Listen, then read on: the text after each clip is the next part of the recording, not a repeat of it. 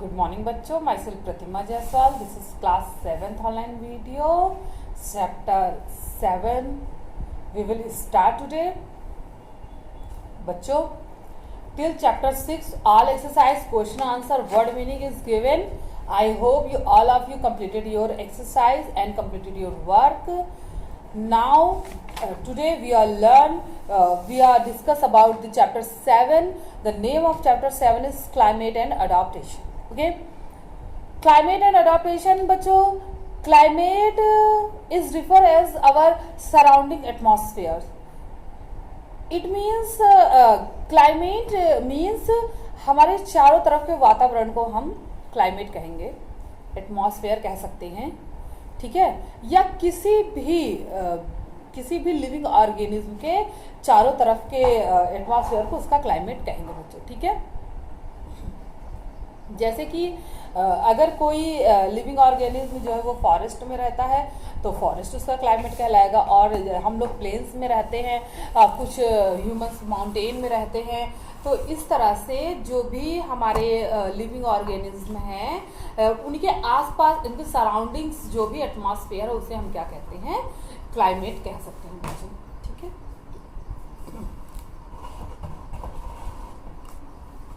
तो बच्चों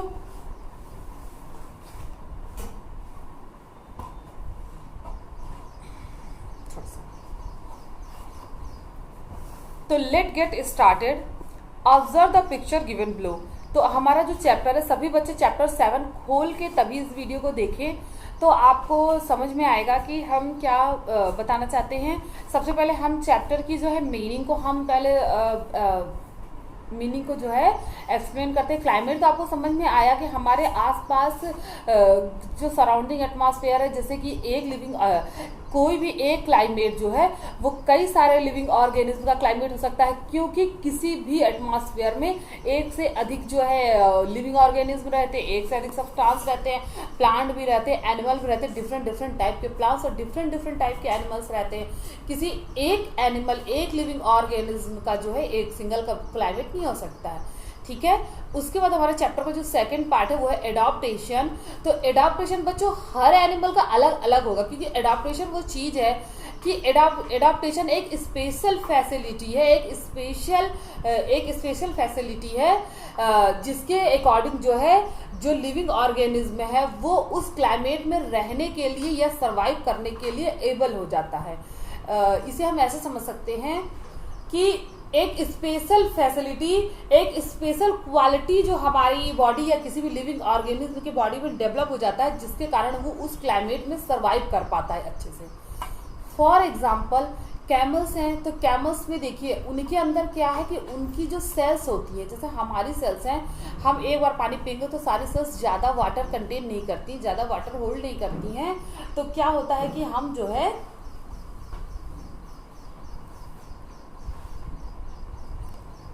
हमें जल्दी तेजी से प्यास लगने लगती है और हम दोबारा से जो है पानी पीते हैं. लेकिन जो हमारा कैमल है, तो कैमल एक ऐसा जीव है, उसकी बॉडी में अलग से पानी होल्ड करने के लिए कोई ऑर्गन नहीं है, उसको वाटर होल्ड करने के लिए कोई ऑर्गन नहीं है, लेकिन एक बार पानी पी के वो एक हफ्ते तक रह सकता है, उसको बार बार पानी की जरूरत नहीं पड़ती है, क्योंकि उनकी सेल्स की बनावट, यानी उनकी जो कोशिकाओं की बनावट, जो हमारी बॉडी की स्ट्रक्चरल यूनिट जो सेल्स होती हैं, तो उनकी सेल्स की बनावट इस तरह की वो ज़्यादा से ज़्यादा वाटर होल्ड करती है. तो इस वजह से उनकी बॉडी को ज़्यादा पानी की ज़रूरत ही नहीं पड़ती, और वो मीन्स उनकी सेल्स जो है ज़्यादा वाटर कंटेनिंग होती है, तो वाटर ज़्यादा होल्ड कर लेती हैं.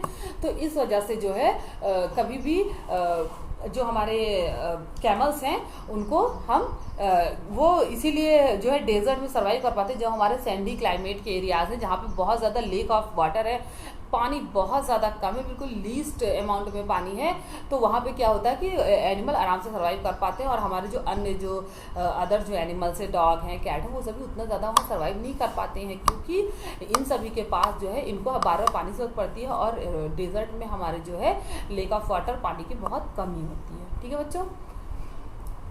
तो let get started by this chapter climate and adaptation. First observe the picture. आप सबसे पहले पिक्चर ऑब्जर्व करेंगे, यानी कि पिक्चर को आप पहले देखिए. Observe the picture given below, select the clothes and accessories from the given box.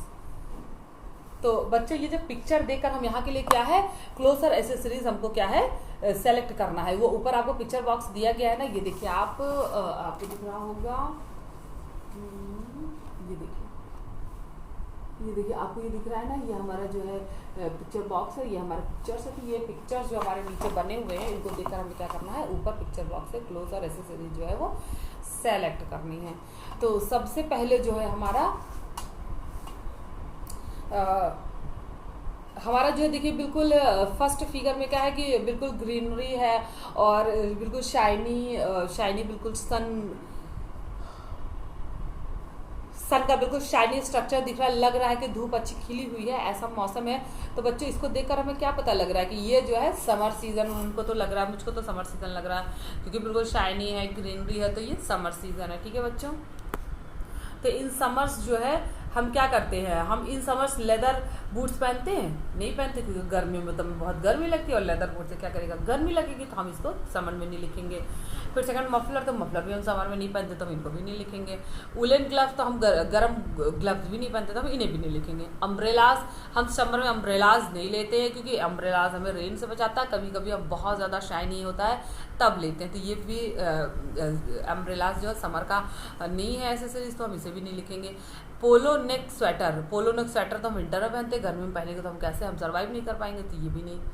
Sandals, तो हम गर्मियों में क्या पहनते हैं, सैंडल्स पहनते हैं, है ना, तो हम सैंडल्स पहनते हैं, तो हम यहाँ पर इसके लिए एसेसरीज क्या चूज़ करेंगे, सैंडल्स। उसके बाद हैट, हम गर्मियों में हैट भी पहनते हैं क्योंकि हमारे सर पे धूप लगती है, तो हम इसे भी चूज़ करेंगे। और तीसरा कॉटन पैंट, तो हम इसे कॉटन पैंट पहनते हैं। ठीक है, अब उसके बाद हमारा जो है देखिए सेकंड सीजन में क्या है, बारिश, बिल्कुल रेनी दिख रहा है, पेड़ है, एक रिक्शा जा रहा है सड़क पर, उसमें देखिए बिल्कुल बारिश हो रही है, तो हम रेनी सीजन वाले एसेसरीज और वो चूज़ करेंगे। तो लेदर बूट्स और मफलर्स, वुलन ग्लव्स, ये सभी, हाँ हम बारिश में क्या करेंगे, लेदर बूट्स वो करेंगे नहीं, लेदर बूट्स हम जो है बारिश में नहीं यूज़ करेंगे। सेकंड में देखिए रेनी सीजन है, तो इसमें जो है हम जर्किन पहन लेंगे और अम्ब्रेलास लेंगे, तो इसके क्लोजर ऑब्जेक्ट क्या है, जर्किन अम्ब्रेलास, तो देखिए जर्किन अम्ब्रेलास हो गया। अब हम नेक्स्ट हमारा क्या है, देखिए बिल्कुल आइस, बिल्कुल सब कुछ बिल्कुल क्लाउडी आइस दिख रहा है वाइट कलर का, तो यानी कि हमें पता ही चल गया कि ये विंटर सीजन है और बहुत ज़्यादा ठंडक होगी यहाँ पर, तो हम इसमें क्या लिखेंगे, देखिए सबसे पहले लेदर बूट्स ठंडियों में हम पहनते हैं, या हमारा मफलर हो गया, ठंडियों में पहनते हैं हम। वुलन ग्लव्स, ये भी ठंडियों में पहनते हैं। उसके बाद हमारा पोलो नेक स्वेटर भी हम ठंडियों में ही पहनते हैं, ये हम इसमें लिखेंगे 4 हो गए। फिर सैंडल हम तो पहले लिख चुके, हैट पहले लिख चुके, कॉटन पैंट्स पहले लिख चुके, जर्किन पहले लिख चुके। इसके बाद हम क्या है, डेनिम हम ठंडियों में पहनेंगे, तो इस तरह से हम इसको डिवाइड करके इसके पिक्चर के नीचे सब कुछ लिखेंगे। चलिए, weather plays an important role in our lives while playing in our day to day activities, we keep the prevailing weather condition in mind. ठीक है, इन माइंड। तो बच्चों क्या है कि जो मौसम है हमारे जीवन में एक इम्पॉर्टेंट रोल प्ले करता है। हम कोई भी अगर फर्दर अगर हमें वो कोई भी प्लान्स करने होते हैं, हमें फ्यूचर के लिए कोई प्लान्स करने होते हैं, हमें मान लीजिए किसी जैसे ट्रिप का प्लान करना था या किसी भी प्रकार का हमें आउटडोर कुछ भी प्लान करना होता है, तो हम क्या करते हैं, वेदर को सबसे पहले ध्यान में रख के ही प्लान करते हैं कि किस मौसम में हमें उस तरह का काम कर पाएंगे कि नहीं कर पाएंगे। ठीक है, we keep the privilege weather condition in mind, तो हम कुछ भी प्लान करने से पहले अपने वेदर कंडीशन को माइंड में ज़रूर रखते हैं। Even the clothes that we are reflect the weather, और हम क्लोथ भी ऐसे पहनते हैं जो वेदर की हार्डनेस को कम कर सके। जैसे कि गर्मियों में जब बहुत ज़्यादा गर्मी होती है तो हम उसको रिफ्लेक्ट करने के लिए, हार्डनेस को कम करने के लिए कॉटन क्लोथ्स पहनते हैं। तो कॉटन क्लोथ्स क्या करते हैं कि स्वेट अब्जॉर्ब कर लेते हैं और बॉडी को कूल हमारी बॉडी को ठंडा करते हैं। तो हम गर्मियों में कॉटन क्लोथ्स पहनते हैं। इसी तरह ठंडियों में बहुत ज़्यादा ठंडी लगती है, हमारे शरीर को गर्मी की ज़रूरत होती है, तो हम क्या करते हैं, वूलन क्लोथ्स पहनते हैं। या बारिश के समय में हम हल्के कपड़े पहनते हैं, न ज़्यादा गर्म हो न ज़्यादा ठंडे हो, जो जल्दी से सूख जाए गीले होने पर, हम इस टाइप के कपड़े जो है प्रेफर करते हैं। ठीक है, तो वेदर एंड क्लाइमेट, तो आपको मौसम और क्लाइमेट में अंतर मैं बताती हूँ, या वेदर और क्लाइमेट क्या होता है उसे हम पढ़ते हैं weather is a day to day atmospheric condition is a place with respect to temperature, humidity, rainfall, wind speed etcetera. तो वेदर क्या है, वो डे टू डे जो है एटमॉस्फेरिक कंडीशन को हम वेदर कहते हैं, मतलब हर दिन के अकॉर्डिंग रिफर्स टू डे जो है, जो एटमॉस्फेरिक कंडीशन होती है कि कभी गर्मी कभी ठंडी कभी बारिश, इसे हम क्या कहते हैं, मौसम कहते हैं, वेदर कहते हैं। ठीक है। When the average weather pattern prevails over a long period of time in a place we call is the climate on this place. और कभी कभी और जब एक लंबे समय तक वेदर का जो पैटर्न है वो एक लंबे समय तक बिल्कुल फॉलो किया जाए तो उसे हम क्लाइमेट कहते हैं। ठीक है। तो उसे हम उस प्लेस का क्लाइमेट कहते हैं। जैसे कि अगर जैसे हमारे यहाँ 4 महीना ठंडी, 4 महीना गर्मी, 4 महीना बरसात आ रहा है, तो हम बताएंगे यहाँ का क्लाइमेट ऐसा है, यहाँ के क्लाइमेट का जो वेदर है वो चेंजफरेबल है और टाइम टू टाइम अपने आप को रिपीट करता है। कभी कभी जो होता है कहीं का वेदर मौसम ठंडा होता है और वहाँ का क्लाइमेट हम कहेंगे वो कोल्ड क्लाइमेट होता है, वहाँ पर हमेशा ठंडी पड़ती है। तो मीन्स लंबे पीरियड तक वेदर को, जो वेदर फिनोमिनन को जब कोई एरिया बिल्कुल वेदर फिनोमिनन को एरिया जो है वो कंसीडर करने लगती है तो उसे हम उसका क्लाइमेट कहते हैं। ठीक है। क्लाइमेट भी एटमॉस्फेरिक कंडीशन है, वेदर भी एटमॉस्फेरिक कंडीशन है, लेकिन इनमें बस थोड़ा सा ये फ़र्क है, थोड़ा सा बिल्कुल माइन्यूटली सा फ़र्क है कि वेदर या मौसम जो हमारे आसपास के वातावरण को जो मौसम कहते हैं, तो जब यही मौसम एक लंबे पीरियड तक रिपीट अपने अकॉर्डिंग जो है एक लंबे पीरियड तक फॉलो किया जाए तो उसे हम क्लाइमेट कहते हैं। ठीक है। चलिए, द वेदर में vary from day to day even. अब जो मौसम है हमारा वो वेरी कर सकता है, डे टू डे अलग हो सकता है, इवन घंटे घंटे अलग हो सकता है कि जैसे अभी बारिश हो रही हो तो 1 घंटे बाद जो है वो धूप हो जाए, या 1 घंटे बाद हवाएं चलने लगी। तो वेदर जो है वो डे टू डे या हावर टू हावर भी चेंज हो सकता है। ठीक है।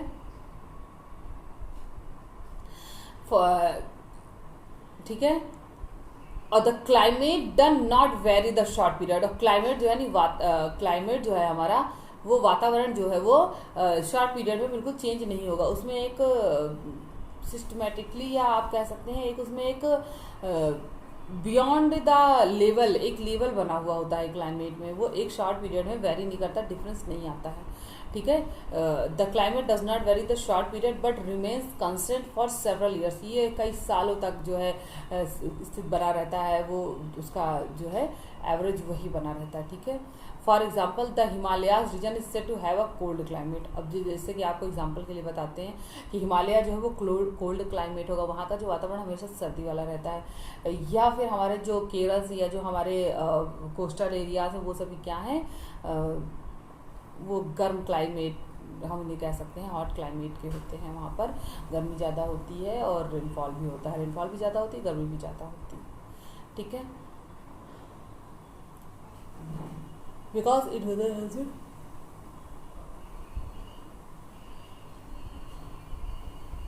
ठीक है। उसके बाद meteorologist is a person who prepare the weather report by collecting information on temperature, wind, humidity, rainfall etcetera. तो जो मेट्रोलॉजिस्ट होता है, यानी कि हमारा, हम उन्हें कह सकते हैं कि मौसम वैज्ञानिक, हम उन्हें कह सकते हैं मेट्रोलॉजिस्ट। तो मेट्रोलॉजिस्ट क्या करता है, वो टेम्परेचर, ह्यूमिडिटी और जितनी हमारे रेनफॉल और सन रेज की वेवलेंथ, इस सब के अकॉर्डिंग जो है वो एक वेदर रिपोर्ट तैयार करता। तो उस जो वेदर रिपोर्ट तैयार करता है उसे हम मेट्रोलॉजिस्ट कहते हैं। ठीक है। तो जो वेदर रिपोर्ट जो वो तैयार करता है उसके अकॉर्डिंग ही हमारा मौसम जो है उसी के अकॉर्डिंग या आसपास से चलता है। अगर उसने तैयार किया कि आज 3 अगस्त को बारिश होने की संभावना है, तो इट मे बी पॉसिबल कि 2 या 3 या 4 में बारिश हो सकती है। तो जो वेदर रिपोर्ट तैयार करता है उसके अकॉर्डिंग उसके आसपास ही हमारा मौसम भी होता है। ठीक है। तो weather report collects over a long period, says 25 years, help to predict the climate on the place. तो वेदर रिपोर्ट को जो है कलेक्ट किया जाता है, क्यों? जिससे कि उस एरिया का क्लाइमेट पता चल सके। ठीक है। तो उस एरिया का क्लाइमेट बहुत ज़्यादा शाइनी है, कोल्ड है, हॉट है, जो भी है, तो उसका जब 25 साल तक मौसम का बिल्कुल वेदर रिपोर्ट तैयार किया जाता है तो उसके अकॉर्डिंग एक औसत, एक एवरेज क्लाइमेट दिया जाता है कि यहाँ का क्लाइमेट ऐसा है।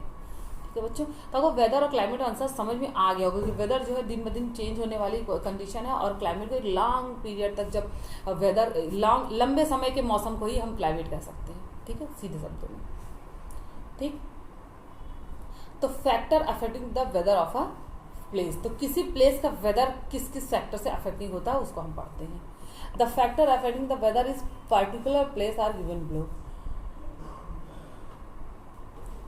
तो किसी भी प्लेस का जो वेदर है वो किस फैक्ट से डिफर करता है, इफेक्ट करता है, तो उसका जो सबसे पहला जो पॉइंट है वो है टेम्परेचर। कहीं कभी वेदर टेम्परेचर से इफेक्टिव होता है। अकॉर्डिंग टू द टेम्परेचर हम वेदर को डिफाइन करते हैं, तो टेम्परेचर से इफेक्ट होगा। टेम्परेचर घटने बढ़ने पर वेदर चेंज हो जाता है।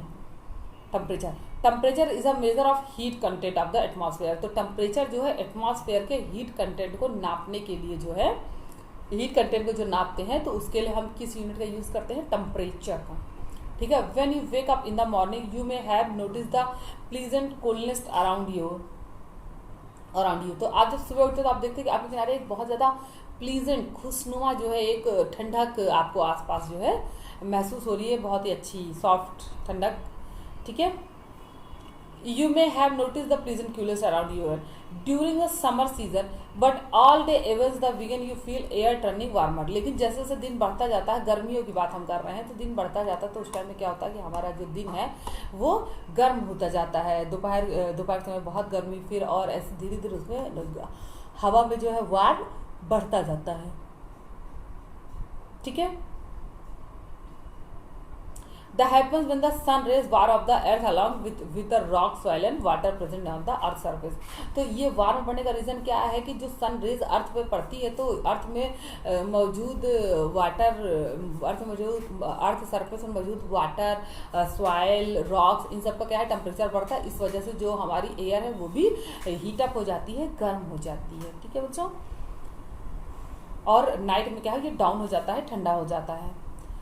तो temperature can be measured using the thermometer. तो टेम्परेचर को थर्मोमीटर के द्वारा नापा जाता है। सभी लोग जानते हैं, हम previous class 7th class 6th class में भी पढ़ चुके हैं कि थर्मोमीटर होता है, जिसके अकॉर्डिंग हम जो है किसी भी ऑब्जेक्ट का, चाहे वो सॉलिड लिक्विड गैस हो, उसका टेम्परेचर जो है वो नाप सकते हैं। ठीक। तो the common units are measuring temperature are degree Celsius. तो जो कॉमन यूनिट है हम उसको डिग्री सेल्सियस में नापते हैं, वरना टेम्परेचर की जो स्केल बनती है वो डिग्री केल्विन और डिग्री फ़ारेनहाइट भी बनती है, जिन्हें हमारे 3 अलग अलग वैज्ञानिकों ने बनाया था। सेल्सियस को सेल्सियस वैज्ञानिक का नाम था सेल्सियस, उन्होंने बनाया था। और हमारा जो फ़ारेनहाइट या हमारा जो केल्विन है, इस तरह से उनका भी नाम, ये सारे जो मेजरमेंट है उन्हीं के नाम पे दिए गए हैं। तो हमारे थर्मामीटर में केल्विन और फ़ारेनहाइट फार्मूला होता है, लेकिन जो हम एवरेज जो मेजरिंग करते हैं वो डिग्री सेल्सियस में करते हैं। ठीक है। हम उस डिग्री सेल्सियस को फ़ारेनहाइट या केल्विन में चेंज भी कर सकते हैं। उसके लिए हमारे पास फार्मूलाज होते हैं। तो हमारे वो जो डिग्री सेल्सियस हमने as a by the formula अगर फ़ारेनहाइट में चेंज किया है, तो वो फ़ारेनहाइट स्केल पे वही डिग्री शो करेगा। ठीक है। अब देखिए दूसरा जो वेदर को इफेक्ट करने का जो टेम्परेचर, वो ह्यूमिडिटी क्या होता है बेटा, नमी। मीन्स एटमॉस्फेयर में कितनी वाटर मॉलिक्यूल्स की कंटेनिंग है, उसे ही हम कहते हैं ह्यूमिडिटी। ठीक है। It represent the amount of water vapour in the air, यानी हवा में पानी की मात्रा को ह्यूमिडिटी रिप्रेजेंट करता है। The air can hold any a certain amount of water vapour as a particle temperature. तो हेयर क्या करता है कि एयर भी एक मटेरियल है, उनमें भी मॉलिक्यूल्स पाए जाते हैं। तो एयर के मॉलिक्यूल्स क्या करते हैं, वाटर वेपर को जो है अपने कंटेन कर लेते हैं। ठीक है। When the air has a maximum possible amount of water vapor present, it is called saturated। तो जब एयर मैक्सिमम मॉइस्चर कंटेन कर लेता है तो उसे सैचुरेटेड एयर कहते हैं। एज द टेम्परेचर इंक्रीजेज, और जब हम मॉइस्चर वेपर कंटेन कर लेगा एयर, तो क्या होगा, उसे सैचुरेटेड एयर कहते हैं, तो वो कोल्ड होगा क्योंकि उसमें वाटर वेपर कंटेन हो जाता है। और जैसे जैसे टेम्परेचर बढ़ता है, हीट आता है, तो capacity to hold water vapour is air also increases a hygrometer. तो जैसे जैसे टेम्परेचर बढ़ता है वैसे से उसमें एयर में वाटर होल्डिंग कैपेसिटी भी बढ़ जाती है, क्योंकि एयर के जो मॉलिक्यूल्स होते हैं उनमें एनर्जी हो जाती है, तो वो ज़्यादा कंबाइंड हो पाते हैं वाटर वेपर से। तो जैसे जैसे टेम्परेचर इंक्रीज होता है वैसे वैसे एयर में जो है एयर में वाटर वेपर भी कंटेन करने की जो है कैपेसिटी बढ़ जाती है। तो इसे हम हाइग्रोमीटर द्वारा देख सकते हैं। हाइग्रोमीटर बच्चे एक मीटर होता है जिसको हम वेदर में रख दें, जहाँ पर वेपर भी बन रहा है, बारिश हो रही है, वेपर बन रहा है, तो वहाँ पर वो वाटर और एयर के कॉम्बिनेशन से बनने वेपर को सेंस करके हमें बताती है मीटर में कि यहाँ की ह्यूमिडिटी कितनी है। ठीक है। वो सेंस, जैसे हमारा मोबाइल टच ऑब्जेक्ट है वैसे वो सेंस ऑब्जेक्ट है, वो हवा और पानी के वेपर को सेंस करके बता देती कि ह्यूमिडिटी कितनी है। अब जो हमारा तीसरा इफेक्टिंग फैक्टर है वेदर को चेंज करने के लिए वो है हमारा rainfall. It is the liquid form of water. अब ये क्या है, water form, liquid form of water है। देखिए टेम्परेचर में अब आप इसे समझ सकते हैं कि ये वाटर का ही सारा खेल है कि जब टेम्परेचर हो यानी कि वाटर मालिक्यूल्स बिल्कुल ना, टेम्परेचर होगा तो वाटर मालिक्यूल्स तो ख़त्म हो जाएंगे, तो वहाँ पे बिल्कुल ना हो। और जो दूसरा हमारा ह्यूमिडिटी फैक्टर उसमें क्या है, वाटर मालिक्यूल्स, ये वाटर मालिक्यूल्स जो है वो हवा के साथ जो कंटेन कर लेती है।